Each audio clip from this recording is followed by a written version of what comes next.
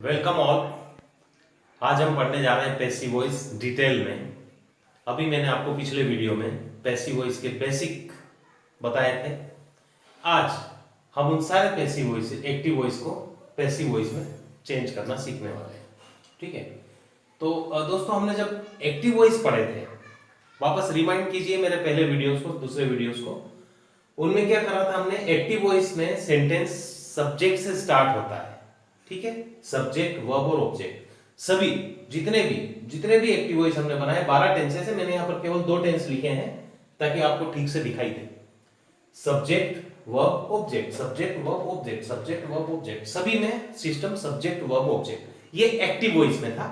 जो red pen से मैंने लिखा है ये हम पहले अध्ययन कर चुके हैं। ठीक है, अब जो ब्लैक पेन से मैं लिख रहा हूं ये है पैसिव वॉइस की थी। पैसिव वॉइस में क्या होता है, हमने पिछले वीडियो में पढ़ा है कि ये सेंटेंस ऑब्जेक्ट हेडेड होते हैं, ऑब्जेक्ट से स्टार्ट होगा। एक्टिव वॉइस में जो भी ऑब्जेक्ट है वो यहां आएगा। ऑब्जेक्ट के बाद हम हेल्पिंग वर्ब लेंगे, हेल्पिंग वर्ब के बाद वर्ब की थर्ड फॉर्म बाय, और फिर ये जो सब्जेक्ट आगे था ये पीछे आएगा। मैंने आपको एक बात और बताई थी, पैसिव वॉइस हमेशा एक्टिव वॉइस से बनाएंगे। ठीक है, तो जिस टेंस का एक्टिव वॉइस हो उस टेंस का पैसिव वॉइस की थीम हम देखेंगे और उससे हम पैसिव वॉइस बनाएंगे। दूसरी एक बात, मैंने यहां पर हेल्पिंग वर्ब लिखी है। देखिए, जब हम active voice present indefinite tense का एक्टिव वॉइस पढ़ रहे थे तब हमने उसमें देखा था कि सब्जेक्ट के बाद डायरेक्ट वर्ब आ रही है, there is no helping verb in affirmative sentence. ठीक है, लेकिन जब हमको नेगेटिव और इंटरोगेटिव बनाना हुआ तब हमने डू और डज हेल्पिंग वर्ब को यूज किया था। ठीक, अब जब हम पैसिव वॉइस बना रहे हैं तो पैसिव वॉइस का अफर्मेटिव हो कि नेगेटिव हो, इसमें इसकी हेल्पिंग वर्ब है, ऑलरेडी हेल्पिंग वर्ब आएगी। अब क्या हेल्पिंग वर्ब आएगी मैं अभी आपको 2 मिनट के बाद बताऊंगा। ठीक है, एक चीज और बता दूं, ये जो डू डज हमने हेल्पिंग वर्ब यूज करी थी ये हमने एक्टिव वॉइस में यूज की थी। जो लाल पेन से लिखा हुआ है ये एक्टिव वॉइस जो हमने टेंसेस पढ़ लिए हैं। लेकिन ये डू डज यहां पैसिव वॉइस में यूज नहीं होगी, ये आप ध्यान रखें। पैसिव वॉइस की अपनी अलग हेल्पिंग वर्ब होती है, एक्टिव वॉइस की अपनी अलग हेल्पिंग वर्ब होती है। ठीक है, अब आगे देखिए, प्रेजेंट इंडेफिनिट टेंस का पैसिव वॉइस है, ऑब्जेक्ट के बाद helping verb, third form of the verb bye और सब्जेक्ट। अब ये पास्ट इंडेफिनिट टेंस की थीम है जो हम पहले पढ़ चुके हैं। इसका पैसिव वॉइस भी हमने क्या पढ़ा है? Object, helping verb, third form of the verb bye और सब्जेक्ट। तो ये थीम सारी थीम सेम है। हमने एक चीज क्या नोटिस करी, पहले हमको क्या पता करना था कि वर्ब का कौन सा फॉर्म लगेगा। यहां हमको ये चीज देखने की आवश्यकता नहीं है क्योंकि वर्ब की थर्ड फॉर्म फिक्स है, हमारे पास वर्ब की थर्ड फॉर्म फिक्स है ना। Passive voice means third form of the verb. Object से शुरू होगा, बाय सब्जेक्ट लास्ट में आएगा, वर्ब की थर्ड फॉर्म यूज होगी। मतलब आपको केवल क्या ध्यान रखना है कि हेल्पिंग वर्ब कौन सी यूज होगी। ठीक है, चलिए बहुत आसान है, अब बिल्कुल आसानी से हम देख लेंगे। अब जब हमने प्रेजेंट कंटीन्यूअस टेंस पढ़ा था तो सब्जेक्ट इजेमार के बाद आईएनजी वाली फॉर्म यूज करी थी और ऑब्जेक्ट था। पैसिव वॉइस में यहां भी थर्ड फॉर्म वर्ब की यूज हो रही है ना। वही हेल्पिंग वर्ब आ रही है, वही ऑब्जेक्ट से स्टार्ट हो रहा है, वही बाय और सब्जेक्ट है। तो इनमें हल्का हल्का जो चेंज है वो केवल यहां होगा, वर्ब की थर्ड फॉर्म और सब्जेक्ट के बीच में। अब क्या चेंज है मैं आपको बताता हूं। हमको सारी थीम एक फिक्स माइंड में बैठ गई, ऑब्जेक्ट से स्टार्ट हो रहा है, पता क्या करना है, केवल हेल्पिंग वर्ब। तो ये जो हेल्पिंग वर्ब लिखा हुआ है ये मैं मिटा देता हूं, यहां ओरिजिनल हेल्पिंग वर्ब लिखने जा रहे हैं। अब हम तीनों में क्या हेल्पिंग वर्ब यूज करेंगे, पहले हम इंडेफिनिट की बात कर लेते हैं। तीनों इंडेफिनिट्स देखिए, प्रेजेंट इंडेफिनिट के पैसिव वॉइस में हेल्पिंग वर्ब याद रखने के लिए आपको बिल्कुल आसान तरीका बता रहा हूं। हमने कंटीन्यूअस टेंस में क्या हेल्पिंग वर्ब यूज करी थी, टेंसेस में, कंटीन्यूअस में, प्रेजेंट में इज एम आर, पास्ट में वाज वर और फ्यूचर में शैल विल के साथ बी लगा था, है ना। अब यहां पर हम इंडेफिनिट का जब पैसिव वॉइस बनाएंगे तो याद रखने के लिए बता रहा हूं कि यहां हेल्पिंग वर्ब आ जाएगी आपकी इज, एम या आर। ये हेल्पिंग वर्ब प्रेजेंट इंडेफिनिट के पैसिव वॉइस बनाते समय यूज करना है। इन हेल्पिंग वर्ब का एक्टिव वॉइस के इन इजेमार से कोई लेना देना नहीं है। ये केवल याद रखने के लिए हमने ध्यान में रखा है कि जो हमने कंटीन्यूअस के एक्टिव वॉइस में यूज करी थी वो यहां इंडेफिनिट में यूज हो रही है लेकिन पैसिव वॉइस में। ठीक है, अब केवल इतना सा ध्यान रखा, हमारा थीम तैयार है, सेंटेंस बनाने के लिए हम बिल्कुल प्रिपेयर्ड है, डिश हमारी रेडी है। देखिए अब एक सेंटेंस बनाते हैं हम। मैं एक्टिव वॉइस को रेड पेन से लिख रहा हूं शी कुक्स फूड। सेंटेंस आपको दिख रहा होगा, शी कुक्स फूड।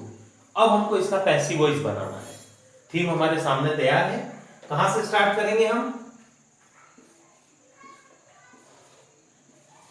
ऑब्जेक्ट से। ऑब्जेक्ट क्या है? ये रहा ऑब्जेक्ट, ये रहा सब्जेक्ट, ये रही वर्ब। अब हमको फूड के लिए यहां हेल्पिंग वर्ब लगाना है। अब देखिए शी से कोई लेना देना नहीं है, यहां पर हमारे पास ऑब्जेक्ट फूड है। फूड के अकॉर्डिंग इज आएगा, एम आएगा या आर आएगा, आप बताएं। फूड सिंगुलर है, हम काउंट नहीं कर सकते, तो क्या हेल्पिंग वर्ब आएगी? इज। Food is. अब वर्ब हमारे पास क्या है? कुक्स। थर्ड फॉर्म क्या होगी? Obviously cooked.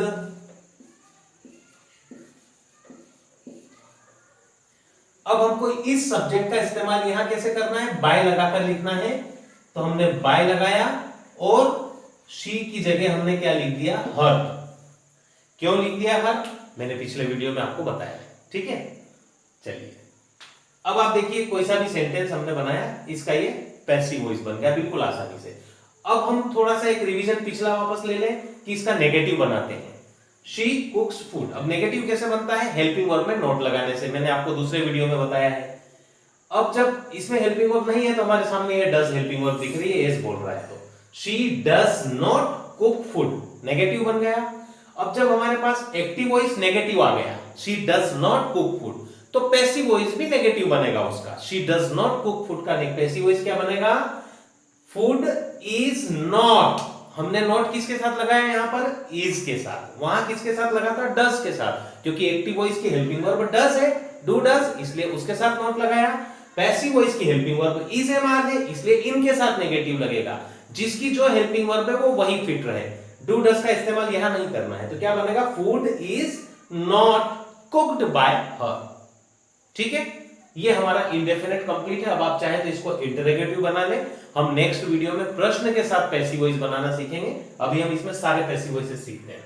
चलिए अब हम पास्ट इंडेफिनेट टेंस में आ जाते हैं। Subject plus second form and object. जैसे हमने उधर इज एम आर कैसे याद रखी? कंटीन्यूअस में क्या आ रही थी? अब यहाँ पास्ट कंटीन्यूअस में वॉज वर थी, तो यहाँ पैसिव वॉइस में हमको ध्यान रखने के लिए हम देख लें वॉज और वर लगेगी। सिंगुलर के साथ वॉज, प्लूरल के साथ वर। कब? जब हम पैसिव वॉइस बना रहे हैं प्रेजेंट पास्ट इंडेफिनिट टेंस का। ठीक है, अब एक सेंटेंस लिखते हैं। राम, मैं रेड पेन से लिखता हूं, चलिए, ताकि आपको कंफ्यूजन ना हो एक्टिव और पैसिव में। रेड पेन से मैंने एक्टिव वॉइस लिखा है, जो हम पहले पढ़ चुके हैं। राम किल्ड, सेकंड फॉर्म में देखिए, किल्ड रावण। मैंने शॉर्ट में स्पेलिंग लिखी है, ठीक है। Ram killed Ravan, second form में पास्ट इंडेफिनिट टेंस का। अब पैसिव वॉइस कैसे बनाएंगे हम? ऑब्जेक्ट क्या है हमारे पास? रावण है, हमने रावण लिख दिया। अब हेल्पिंग वर्ब लगेगी पैसिव वॉइस की, वॉज या वर। सिंगुलर है, क्या लगेगी? Was. Ravan was, third form क्या हो गया? किल्ड बाय, सब्जेक्ट क्या था? राम। अब आप देखिए, यहां शी था तो हमने उसको बाय हर लिखा, क्योंकि जब प्रोनाउन होते हैं तो वो चेंज हो जाते हैं, लेकिन जब नाउन होता है राम, तो नाउन चेंज नहीं होता, वो एज इट इज रहता है। तो राम यहां राम के राम है ना, कोई चेंज नहीं किया हमने। चलिए अब हम फ्यूचर इंडेफिनेट में चलते हैं। मैंने आपको जैसे कि बताया था, फ्यूचर टेंस का कोई अस्तित्व नहीं है यदि हम शैल और विल का इस्तेमाल नहीं करते हैं। तो यहाँ विल और शैल तो आ ही जाएगा, एक्टिव वॉइस हो या पैसिव वॉइस हो। अब हमको केवल हेल्पिंग वर्ब में थोड़ा सा और जोड़ना है, तो हम वापस याद रखें, भूल नहीं जाए, इसलिए एक्टिव वॉइस के कंटीन्यूअस को याद रखो, विल बी शैल बी। यहां भी आपने लगा दिया, तो ये फ्यूचर इनडेफिनेट टेंस का, इसका पैसिव वॉइस बन गया। ठीक है, अब हम एक एक एग्जांपल ले लेते हैं। आई शैल ईट मैंगो। सेंटेंस आपको दिख रहा होगा, आई शैल ईट मैंगो। अब हम इसका पैसिव वॉइस बनाते हैं। हमको सबसे पहले ऑब्जेक्ट लेना है। अब ऑब्जेक्ट क्या है हमारे पास, ये है मैंगो। तो हम स्टार्ट करेंगे मैंगो से। अब मैंगो के साथ देखिए मैंने आई के साथ शैल लगाया था, क्योंकि मैंने आपको एक्टिव वॉइस पढ़ाते समय ये बताया था कि आई के साथ शैल लगता है। लेकिन मैंगो के साथ क्या लगेगा, विल। हेल्पिंग वर्ब पूरी कैसे होगी, बी। वर्ब की कौन सी फॉर्म लगेगी थर्ड फॉर्म। वर्ब हमारे पास ईट है, थर्ड फॉर्म हो गया eaten. Mango will be eaten by. अब ये आई चूंकि प्रोनाउन है, यहां आई मी में तब्दील हो जाएगा। ये क्यों हो रहा है मैंने आपको पिछले बेसिक वीडियो में, पैसिव वॉइस के बेसिक वीडियो में बहुत अच्छे से समझाया है। तो अब आपको समझ में आया। अगर ये नेगेटिव सेंटेंस है तो ये जो हेल्पिंग वर्ब लगी इसके साथ ही इसमें नॉट लग जाएगा। उस हेल्पिंग वर्ब का इसमें कोई दखल अंदाजी नहीं होगी। ठीक है, इसको नेगेटिव बनाते हैं। Ram did not kill Ravan, तो Ravan was not killed by Ram, है ना। ऐसा ही फ्यूचर टेंस में हो जाएगा, I shall not eat mango, mango will, यहां नॉट लग जाएगा। मैंने आपको बताया था जब भी हेल्पिंग वर्ब में दो टुकड़े हो या दो से अधिक टुकड़े हो तो पहले वाले टुकड़े के बाद ही नोट लगता है। और प्रश्न भी बनाते हैं तो केवल पहले पीस को ही सब्जेक्ट से उठाकर आगे ले जाते हैं। तो mango will not be eaten by me. ठीक है, अब हम कंटीन्यूअस टेंस में आ जाते हैं। ठीक है, कंटीन्यूअस में क्या है, पैसिव वॉइस की थीम सेम है। देखिए आप, ऑब्जेक्ट, हेल्पिंग वर्ब, वर्ब की थर्ड फॉर्म, बाय और सब्जेक्ट। अब यहां पर आपके लिए बहुत आसान सी बात यह है कि यहां मैं हेल्पिंग वर्ब ये मिटा रहा हूं। अब आपने देखा कि यहां नीचे से हेल्पिंग वर्ब आपने याद रखने के लिए ले ली थी। अब प्रेजेंट कंटीन्यूअस टेंस के पैसिव वॉइस में हेल्पिंग वर्ब क्या होगी, यहां बिल्कुल टेंशन वाली बात नहीं, यहां भी helping verb is am are ही होती है। तो हमने is am are, same to same helping verb हो गई। तो फिर अब इस थीम और इस थीम में क्या फर्क रह गया पैसिव वॉइस में, मतलब ये कि प्रेजेंट इंडेफिनिट टेंस का पैसिव वॉइस ऐसे बनेगा, तो क्या कंटीन्यूअस का पैसिव वॉइस भी ऐसे बनेगा, नहीं। इसमें थोड़ा सा चेंज हमको करना पड़ेगा। क्या चेंज करना पड़ेगा, अब आप देखिए फोर्थ फॉर्म का मतलब क्या होता है, आईएनजी। तो जब हम बिना आईएनजी वाले का पैसिव वॉइस बना रहे हैं तो ऐसे बना रहे हैं। अब जब आईएनजी वाले का पैसिव वॉइस बनाएंगे तो यहां हमको कुछ न कुछ आईएनजी के रूप में लिखना पड़ेगा, क्योंकि वर्ब का फॉर्म तो थर्ड फिक्स है। आप इसका पैसिव वॉइस बनाओ, इसका बनाओ, इसका बनाओ, इसका या इसका उसका बनाओ, कुछ भी करें, वर्ब का फॉर्म थर्ड फिक्स है। तो ऐसी स्थिति में हमको यहां आईएनजी का जिक्र करने के लिए बी से मदद लेना है। बी ई आई एन जी कहां लगाएंगे हम, वर्ब से पहले, यहां पर। ठीक है, तो प्रेजेंट कंटीन्यूअस टेंस का जब हम पैसिव वॉइस बनाएंगे तो ऑब्जेक्ट इज एम आर, फिर बीइंग लगाएंगे, उसके बाद वर्ब की थर्ड फॉर्म करेंगे, तो हमको यह पता चल जाएगा कि हमने आईएनजी वाले सेंटेंस का पैसिव वॉइस बनाया है। ठीक है, ये हम आईएनजी यहां पर बिल्कुल थोड़ा सा चेंज है, बस इतनी सी चीज है। और बहुत आसान है, क्योंकि आईएनजी वहां भी लगा हुआ, आईएनजी यहां भी लगाना है आपको, दोनों तरफ आईएनजी रहेगा। चलिए एक एग्जांपल से हम देखते हैं।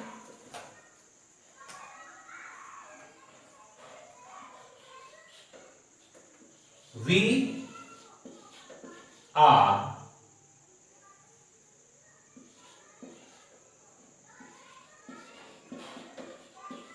reading book. We are reading book. कौन सा टेंस है, आईएनजी से पता चल रहा है कंटीन्यूअस टेंस है, और आर से पता चल रहा है प्रेजेंट का कंटीन्यूअस है। चलिए पैसिव वॉइस बनाते हैं। ऑब्जेक्ट क्या है हमारे पास, बुक। अब चूंकि वी के साथ आर लगा था, लेकिन यहां पर हमको हेल्पिंग वर्ब बुक के अकॉर्डिंग लगाना है, तो क्या लगेगा, book is.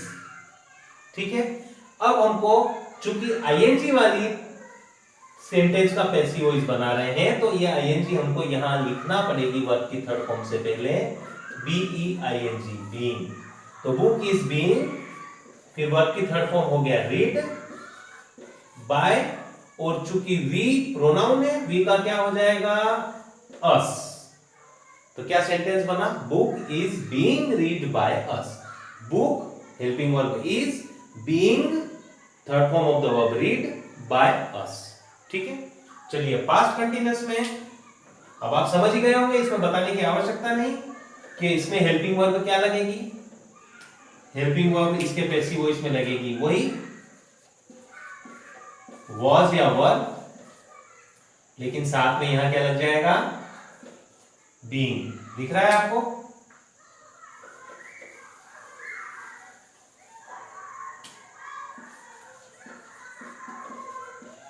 Being third form of the verb bye and subject. ये थीम आपकी हो गई पैसिव वॉइस की। केवल आईएनजी लगाए क्योंकि यहां भी आईएनजी है सेम। चलिए एक एग्जांपल देख लेते हैं।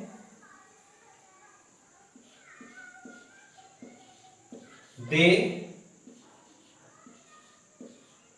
वर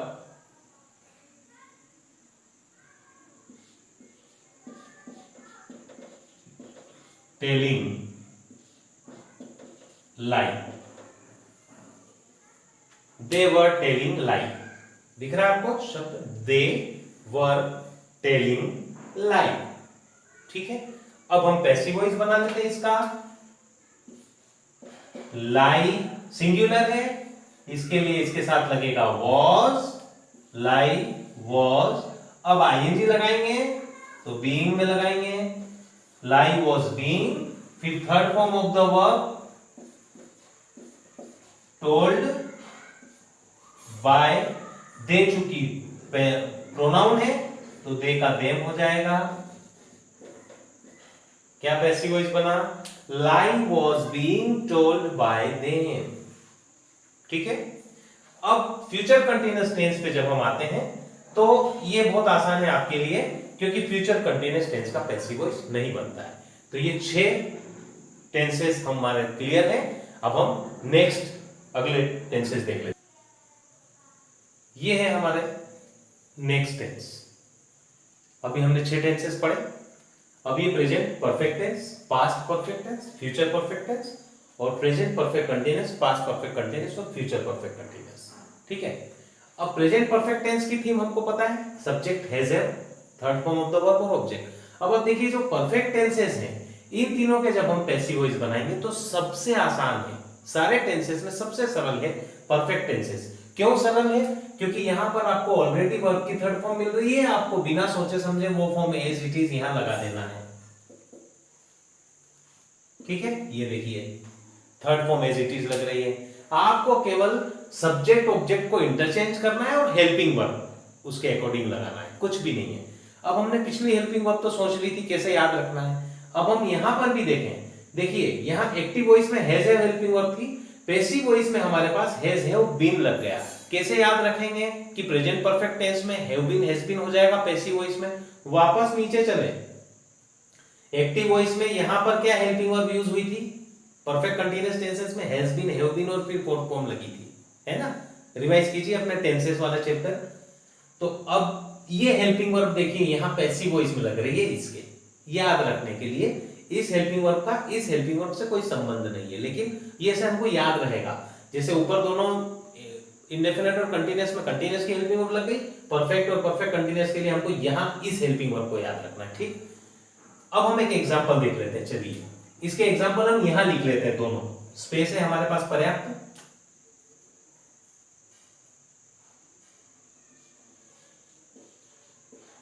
राज हैज डन होमवर्क। ठीक है, अब आप देखिए कौन सा टेंस है, प्रेजेंट परफेक्ट टेंस, वर्ब की थर्ड फॉर्म है और हैज हैव आया है।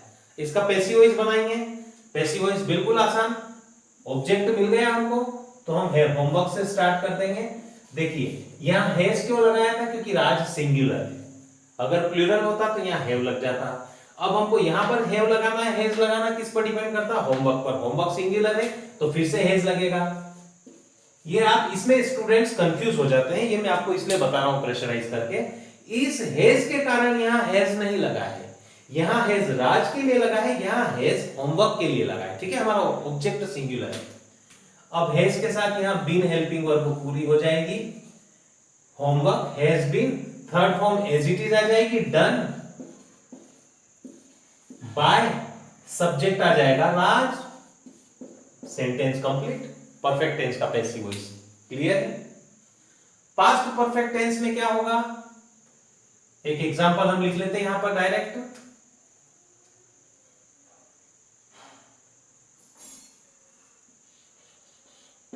We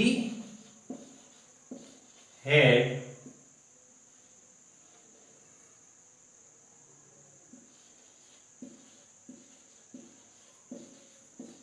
bought a car। ठीक है, हमने एक कार खरीद ली थी। अब इसका पैसिव वॉइस बनाते हैं। हमारे पास ऑब्जेक्ट सामने दिख रहा है, अ कार,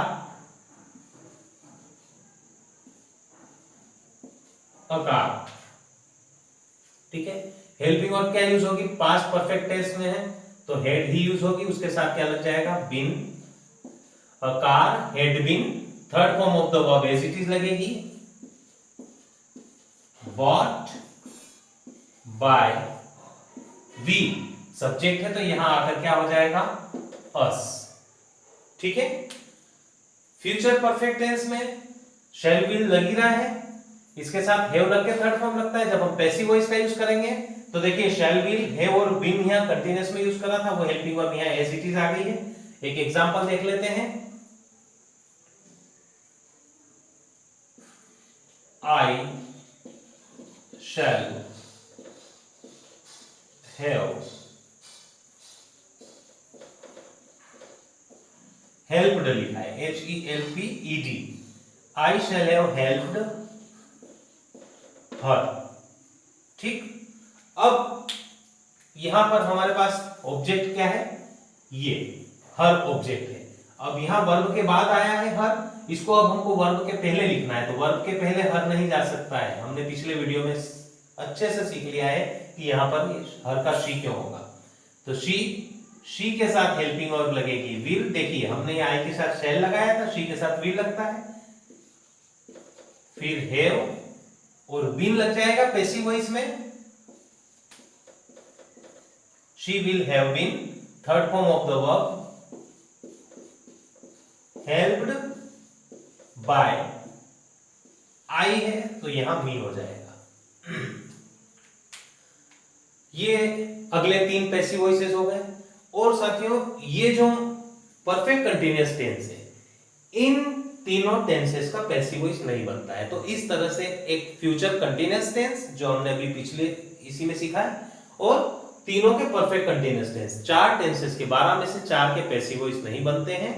हमको केवल 8 टेंसेस को ध्यान रखना है, और वो भी हेल्पिंग वर्ब मैंने आपको आसानी से बता दिया हमको कैसे ध्यान रखना है।